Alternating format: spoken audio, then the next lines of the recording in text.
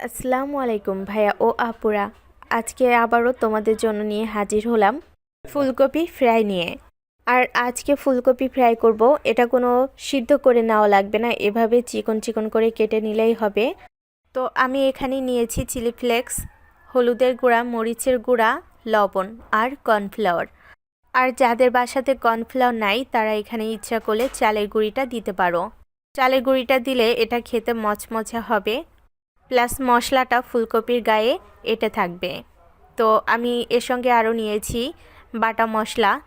আমি এখানে 2টা কাঁচামরিচ নিয়েছি পেঁয়াজ, রসুন, আদা আর জিরে, এগুলো আমি পেস্ট করে নিয়েছি। এবার সব মশলাগুলো আমি মিক্সড করে নিব আর অল্প একটু পানি দিব যাতে মশলাটা সুন্দর মতো একটা গ্রেভি টাইপের হয়। তো আমি সব মশলাগুলো দিয়ে সুন্দরভাবে ফুলকপির গায়ে মাখিয়ে নিচ্ছি।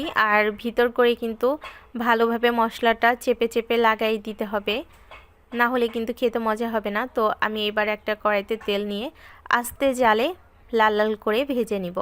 তো আমার ফুলকপি ফ্রাই হয়ে গেছে আর এটাই হচ্ছে ফুলকপির ফাইনাল লুক। এটা কিন্তু সাদা ভাতের সাথে অসম্ভব সুন্দর লাগে।